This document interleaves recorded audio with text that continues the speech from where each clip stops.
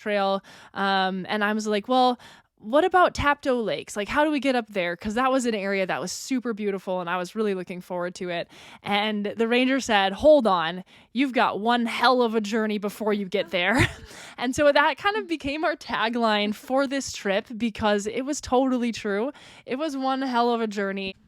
Hi, I'm Carrie. And I'm Molly. And you're listening to the Two Sisters on Adventures podcast. So I put up like a quick last minute poll for anyone who was following us on Instagram the other day to try and decide what our next podcast series should be about. And there were two that were very clear front runners. The voting was very tight. So we just ended up being the tie-breaking votes ourselves. And we're going to be talking this week about the Copper Ridge Loop, and actually for the next few weeks to come. We're so excited to talk to you guys about this route because it was honestly the hardest trip that we've been on to date. Harder, including the JMT. Harder than the John Muir Trail, harder than the Tahoe Rim Trail, which we didn't finish, but that was because of bodily ailments and physical injury. But this was a very challenging trail, but it was also rewarding. It was beautiful. It was super fun. And it was just like such a great way to practice our skills and get crazy stories and make new friends. And so we're so excited to tell you guys about it. And I feel like the last couple episodes we've been doing, like the Wallowas, kind of got to our formative experiences and even the table, which was kind of our first off-trail experience. And I feel like this one, which we did in July of 2022, it kind of is another one of those formative experiences for us on trail where we started to encounter some obstacles and some hazards that were new to us, and we had to learn how to problem solve and kind of overcome those. So it was really cool. And like Carrie mentioned, even having done the John Muir Trail, the Copper Ridge Loop that we did with a side trail up to Whatcom Pass and Tapto Lakes, I think was our hardest trail that we've done to date. So we'll see if we can make a difference in that this coming season. But yeah, it's a trail that's near and dear to our hearts because we just had such an awesome time there. So something that's going to be a little bit different about this series compared to our previous series is Molly actually was the one who had to do basically all of the research for this trip. We originally found out about it because we follow a landscape photographer on Instagram, Sonia Sachs. She's got some really beautiful photos, and they had done this trip years and years prior to us, like 2017 or something like that. So they'd done it quite a few years earlier. But we kind of had it on our radar because of that, and it's actually like a very scenic hike for most of it, but it's also just crazy in terms of the wildness of it. So it's one of those really cool ones where you get to see both. But Molly was the one who ended up being in charge of planning because I was like elbows deep in planning for the John Muir Trail, which I was trying to coordinate resupplies. I was trying to think about how much food we need to buy for that. So I was like, okay, Molly, this one has to be like all you. So we'd looked up itineraries online and that kind of stuff before, but the planning was going to be on her. Now, the funniest part is we did not get our permit for this trail the very first time we tried. We had applied for it in 2021, and it's actually a very funny story because it's called the Copper Ridge Loop. So a chunk of it, you're on Copper Ridge, which is super scenic. So when we tried to plan our trip a couple years prior to when we actually got to go, we said what we're going to do is we're going to go on the ridge twice because when you do the loop, you go through a forested area. And we were like, forest, I've seen forest. I don't need to see that. So we were going to just basically do out Copper Ridge, down up to Tapto Lakes, back all the way up Copper Ridge, and then out via Copper Ridge, which was a crazy plan.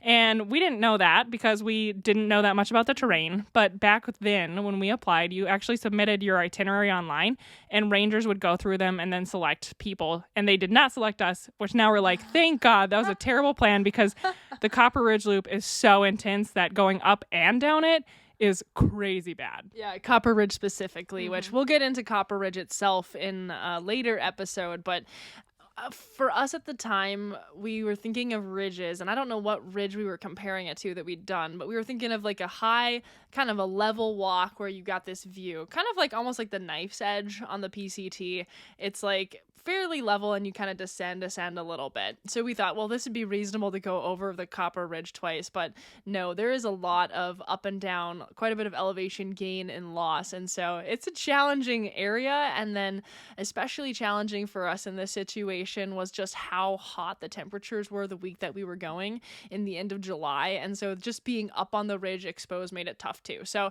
we were thankful that in 2021, the Rangers did not give us our permit, because I think we would have been begging for mercy and hiking like maybe 30 miles in one day to get out of there versus going up on that ridge again. But don't let that dissuade you from going up there at some point, because it's truly one of the most beautiful places I've ever been. Now, one note that I would just like to add is currently it does not look like you're able to complete this whole loop the way that we did. There was a large fire there in the fall of 2022, and so currently some of those areas are closed. However, the North Cascades National Park Early Access Lottery is happening right now. It ends March 15th. So if you're one of the people who listens to our podcast day of release or in the early part of that week, you still have your chance to apply for a backcountry permit in the North Cascades, which, I mean, there's so many worthwhile places to go to, but even right now you can only do Copper Ridge, basically. You can't drop down and go the rest of the way.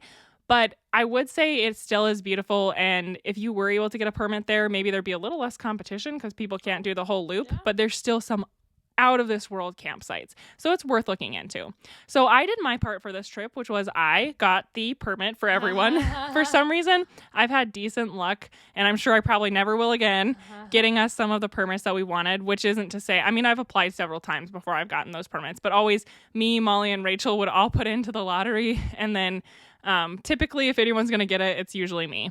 So I did my part. I won the quote unquote, won the lottery, which allows you to select backpacking sites and pay. So it's not like you win anything financially, but I won the lottery, and then I said, okay, Molly, it's in your hands. You get to pick the campsites. You get to do everything. And so what's cool is from the itinerary that I had found when we logged on Carrie's day that she'd won the ability to now apply for backcountry permits, we were able to actually get every single campsite that we wanted for our itinerary, but we'd have to do the trail in the end of July. And now that was going to work pretty good for us in this situation, because we actually had our permit to start the John Muir Trail on September 5th that year. And in between that time frame, we actually were looking to make a cross-country move as well. So we knew that some of August would be occupied with moving, and so the end of July felt like it would make sense. So it was actually crazy. I logged on, and it was like bing, bang, boom. All the campsites that we wanted were there in a row. I looked at Carrie. I was like, okay, we'd have to start. I think it was on a Wednesday. Is that going to work okay for you? She's like, yes. Yeah, I said I will submit my PTO request, aka prepare the others. I will not be there.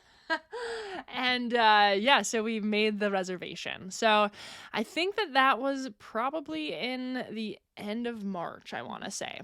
And the year 2022 was a pretty high snowpack year for the North Cascades specifically. So as we got into the earlier part of the summer, we were kind of questioning what the conditions were going to be like and if we'd actually be able to complete the loop because of the amount of snow.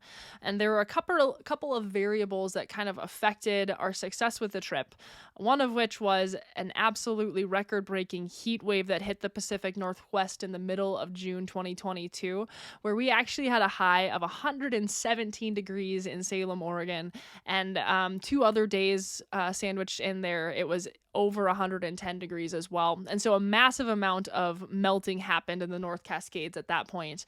But a couple resources that I used that were really helpful after we'd had our itinerary locked in included the Washington Trails Association. They do, there's a lot of reviews of trails, specifically like Hannigan Pass, just like the way to get into the initial backcountry to access the Copper Ridge Loop, and then even trail reviews for the loop itself. Now, there hadn't been any reviews for the year 2022 when I started checking into that, which probably was June. But I started to read a lot of reviews on Hannigan Pass Trail, which actually talked about snow bridges that were covering rivers in the valley as you headed up towards Hannigan Pass. And just for context, if you don't know, a snow bridge is basically formed, especially in like areas like valleys and that kind of stuff, where you have a creek or a waterfall or a little brook that's running underneath packed snow. So basically, during the winter, it snows a bunch. You get this packed snow layer kind of on the sides of the valley. And actually, I mean, even on the bottom as well. And it goes over the snow. The creek's not running because there's, no snow melting, that type of thing. And then Okay, I always thought that the creek just always ran, but I never thought about how if there was no snowmelt, it probably wouldn't run. Yeah. Crazy. I mean, these can also form over like permanent rivers, but Yeah. basically in the mountains, any river is going to be larger or smaller based on snowmelt. So it's like you have this little creek or river that's running kind of low because there's not a ton of snowmelt. And then as the days start to get warmer and it heats up, the snow is still pretty compact on top, but underneath you have the water, which as it runs more and more erodes more and more of the snow bridge. And so snow bridges might be wonderful in some scenarios. Like people use them early on when they're crossing rivers on the John Muir Trail and the Pacific Crest Trail when it's still snowy. A snow bridge can be awesome because it can give you an easy ford for a river where you don't get your feet wet. But snow bridges you have to be so cautious about too because they can be really dangerous, right? Like you can have a leg punch through, and if it's not that far of a drop, you could injure you could hurt your leg if it just drops through onto a rock. Or like worst case scenario is you crash through a snow bridge and you're in an actual like river. But that wouldn't happen here because we weren't on the PCT where it's like a raging river. However, snow bridges are still something that you have to think about. And I want to think that even in the North Cascades itself, there have been either serious injuries or perhaps death from people where they punch through a snow bridge. And if the water is running fast enough and at enough of an angle, you might actually find yourself in basically a water slide underneath snow and you don't even know where you'll end up at that point. So it's not to like fearmonger, but it's just relevant to keep in mind, like snow bridges can be a hazard early in the season. They can be your friend. They can be your really good friend. But you just have to be aware, like test it with your poles, see how it's looking, be aware that that's something that could happen. So when I first, was monitoring trail conditions, I think in about June, initially people weren't even making it all the way to Hannigan Pass, which I want to say it's like a 3-mile walk up to the pass. They were only making it 1.5 miles because they were actually turning around because of the state of the snow bridges that were covering these creeks that kind of lined the valley as you were ascending up to the pass. So that was one thing I was monitoring. Washington Trails Association also had really helpful information. Reviews from previous years were talking about some challenges they encountered. So I tried to do some mental math and kind of figured if we had a high snow year, I should be looking at reviews of the trails from maybe like June from previous years. So I found some, and people were talking about an area called Hell's Gorge, which is kind of as you're getting up onto Copper Ridge. We were going to take that on day one. People were talking about a particular kind of snow slope that was steep / snow bridge over a creek in that area. And then I also remember reading about some people who were on the backside of the Copper Ridge descending towards the Chilliwack River, also encountering another high angled snow slope that they kind of had to navigate. So it was already helping me to kind of pick out areas that we were going to have to pay extra attention to and plan for, and even bring specific gear. So at this point, we knew we'd be bringing in our micro spikes because that's helpful traction on the snow. And then we would kind of acquire other gear as well. Another thing that I did as far as using my resources was when we got a little closer to our trip, I think about a week out, I actually sent an email to the North Cascades Rangers about backcountry conditions because no one had completed the Copper Ridge Loop in 2022 at that point. And so the ranger, there was no name attached to the email, but this ranger, he actually ended up helping us when we were on our first day. He sent a really informative email. He had just hiked the loop and he gave a little bit of just trail info. Some things that he mentioned was up on the ridge itself, the snow was melting rapidly. He mentioned that a lot of the trail was still covered in snow up there and that he was post-holing quite a bit, which means that when you're punching through the snow and maybe you're going up to your knee or your thigh just in melting snow conditions. And at that time, he actually did recommend that if we had ice axes, we bring them because of the high angled snow slope on that north kind of facing side of the Copper Ridge during the descent. So that kind of helped us to think about the gear that we needed wanted to acquire, but it also got us really excited because we were thinking, you know what, we're actually going to be able to do this trail. The snow is melting fast enough, and the ranger has done it, and he sent in his email that he was confident that backpackers would be able to complete the loop, especially a week out when we had our permit scheduled. So one thing that the ranger had mentioned might be a valuable tool for us in his email was bringing an ice axe. We didn't have an ice axe at the time. I'd never actually even held an ice axe. So what we did was we chose to rent some because we thought about, should we buy one? Should we not buy one? But it's kind of committing to purchase an ice axe. So it can be like $100 or more. So we actually found an REI that rented ice axes. It was a flagship store in Portland, which is sadly closed now. But it happened to be right on our way, so we got off work in Salem and we drove up with Rachel. We grabbed our ice axes from the store, which was just like such an exciting and nerve-wracking moment. You know, you're like renting this piece of gear for this awesome trip and you're like, and for me, I always get like, I don't know what's going to have happened by the time I return this, which is weird. So we drove up to our aunt's house in Edmonds and we were able to stay there that night. And then we headed up to the North Cascades Ranger Station. And where was this Ranger Station? I think it was, it's not Marble Mount. It's their other one. Anyway. We're going to just list off any name that's in the North Cascades until we get one. But we drove up to that ranger station. And in classic us fashion, we knew we were going to get there a little bit late. So we'd already put our permit on hold. If you get a permit from the North Cascades and you're not going to be there by 11, you need to email or call them in advance and ask for late pickup because otherwise they will release your permit, which we did not want to happen because we had like an amazing itinerary. Yeah. So where was it? Well, there's Maple Falls and Glacier in that area, and the ranger station isn't even really in a town. It's just like on the road, so it's somewhere in that area. But once again, you're pretty far north. Like we're, less than 15 miles probably from the Canadian border at this point. Which I will say, we were super blessed because this was 2022, and that ranger station, I think, had been closed for 2 years. The only place that you were able to pick up your permit during COVID was Marble Mount, which would have added like hours onto our trip. We probably would have had to like take an extra day off of work for this trip. So we kind of showed up at the ranger station. We were excited. We were ready to get our permit. It was going to be a super hot week, like mid 80s, high 70s on the ridge, which is very hot. Over a mile high. Yeah, over a mile high.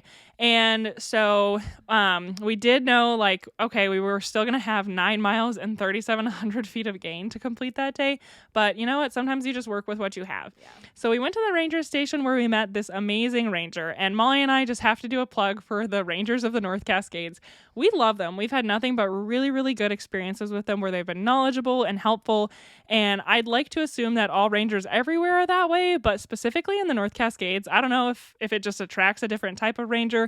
They're always like pretty chill and just ready to help you, which is so awesome. And I will say, with all the different national parks we've visited, we've had good interactions with rangers everywhere, but there's something about those North Cascades rangers where they just rise above. They are so helpful and resourceful, and I feel like the experiences we've had are people that are willing to give us their own kind of beta and recommendations and kind of just go above and beyond to make our trip amazing. And so I'm thinking about when we picked up some permits at Mount Rainier last year, and it's kind of like they go over the general profile of the trail, leave no trace guidelines, and have a good day. But this ranger, well, first of all, I think we told him we were doing the Copper Ridge Loop, and it turned out he was the same person that had emailed us the week before.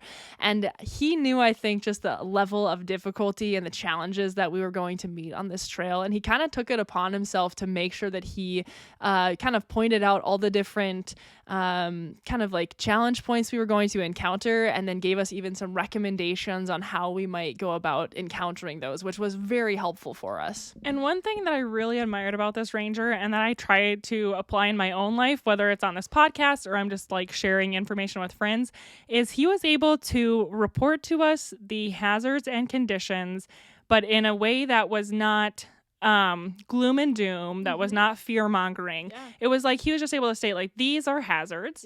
These are things you need to assess. And here's a few tools I have that are tips. I'm not going to assume that you don't know anything. Like it's nice because sometimes you run into people and they just look at you and they're like, oh, well, you're not going to be successful. But like, honestly, I think we've discovered at the end of this weekend that most people who were on this route the same week as us didn't actually finish the loop, and we did. And so I really appreciated that he seemed to just respect us as like people, and he would give us, these are some areas of concern, you need to know about them, but you're still going to have a good time and you're still going to love it. And I just like respected that and love that so much, because sometimes when you meet people who have a lot of experience in the outdoors, you can get jaded and you can get like irritated, like, oh, here's these noob hikers, which we weren't, but you can just assume that no one knows as much as you. And so you kind of treat them that way. But he just was like, are you comfortable with river crossings? And I always just err on the side of like, I'm not comfortable with anything, so tell me all your knowledge, please. But he asked us like, are you comfortable with creek crossings? And I was like, I'm super comfortable with the creek crossings that we've been to, but I want to know what you have to say, because we were going to cross the Chilliwack River, and I wanted to know if he had any extra tips, and he did. And he was so generous to just give us that information. We actually have a video where he was showing us there's like different formations for crossing rivers for like one person versus two people versus three people. And he helped us kind of get a feel for them, even just inside of the ranger station. And this is where I'm going to have my little bone to pick with the mini hikers that you see on Instagram.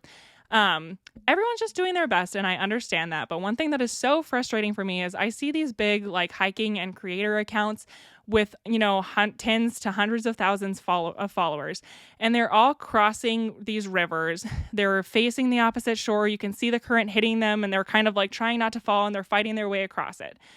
That's great. They make their way across. But if you talk to rangers, the best way that you can, and the safest way to cross a river, first of all, if you're crossing by yourself, is to face upstream and then sidestep across. And this would be for like a more of a broad river. I'm not talking about like a tiny rock hop or like just where you step one foot in the stream and you're across. I'm talking about if you're crossing kind of a broader flow. You get to have really good, like a good stance, right? Because you can have 4 points of contact, and then when you move sideways, you have 3. But you're always facing upstream, so you can lean into the current versus letting the current batter you around. Yeah. And when you watch people on their Instagram, or any video, not just Instagram, typically they just walk straight across, and you can see how hard it is on them. But it's interesting because if you read the resources on the PCTA, which is the Pacific Crest Trail Association's website, they talk about how whenever you see a video of someone crossing, what you really should think is there's 2 people there. You shouldn't be crossing alone, because the ways that you can cross as 2 people are like more valuable, right? Because you can give stability to the person in front. Well, the person in front is, kind of creating an eddy for you so that you don't have to work as hard and they don't have to work as hard. So that's just like my little soapbox. And I understand that not everyone has access to that, but sometimes I get frustrated because it's like people don't know this information, and then other people just take their information from these videos, and we're all making it less easy and less safe for ourselves. And I mean, don't even take what I say as gospel, do your own research, but just because you see a big creator or a hiking account doing something does not mean that you should do it the same way. Like, unclip your chest belts, we talk about that, and face upstream. Of course, there's going to be little places where that doesn't apply, but as a general rule, that's going to make your crossing easier. Yeah, and so it's interesting once again, right? Because I was the one that planned the itinerary for this trip and did the research, and Carrie was researching river crossings, I want to say like back in 2018 when we were first really getting out to hike.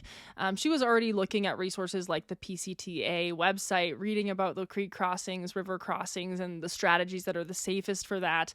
For me, I'm sure we had a discussion on this at some point, but I don't really remember it. So when the ranger went over just the details of how to go about the crossing with me, I felt like I was learning new information, and I thought it was just really valuable. So, he sat us down, and he was really gracious to just go over kind of every day on trail for us. And there was this big, he was using a map in front of him, but then also in the ranger station, there was this big 3D like map laying out so we could see everywhere we were going to go. And it was really cool. But a couple of the hazards that he pointed out, which were similar to the ones that I had found on the Washington Trails Association, included Hell's Gorge, the snow slope on the backside of Copper Ridge, crossing it was actually Indian Creek and the Chilliwack River, so two separate rivers that can be quite large depending on what time of day you cross. And then he was talking about an area of the trail kind of after Indian Creek Camp, and then an area called Graybeal where the trail had actually been washed out at some point. And it's fascinating to us the power of the rivers that are in these mountainous areas, especially with big rainstorms or just really heavy snowmelt that's melting quickly, and how it can totally reshape the terrain, and the trail just gets lost in the jumble because there's so many different streams that braid out. So he's telling us about this one area on trail, and I was like, well, what about Taptoe Lakes? Like, how do we get up there? Because that was an area that was super beautiful, and I was really looking forward to it. And the ranger said, hold on, you've got one hell of a journey before you get there. And so that kind of became our tagline for this trip, because it was totally true. It was one hell of a journey, and he was not joking.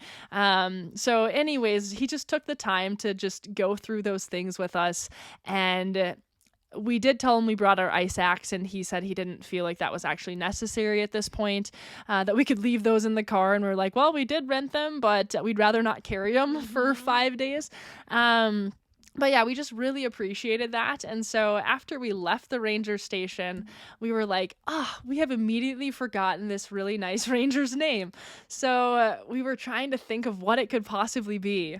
And it was so funny because I said what I thought it was, and they were like, no way, that's not his name. So we just had this video of him showing us the river crossing technique, and I'll put it on socials.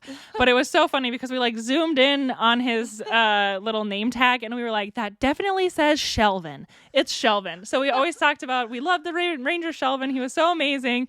And I like how I said year later, we actually met him kind of in a totally random happenstance. And it was so funny because we learned his name was not Shelvin. But for the sake of this podcast, we will just be calling him Shelvin, because who knows if he wants his real name on here or not. But we loved him. He was amazing.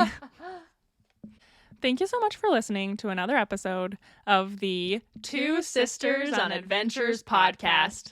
We are so excited to continue talking about the Copper Ridge Loop with you. Like, seriously, this is a bonkers trail for us. But if you would have the kindness in your heart to either subscribe, rate, review, all three of the things, tell a friend, do any of the things that you do when you have a podcast that you like, we would appreciate that. And especially if you've learned anything from it. So thank you so much for listening. Bye.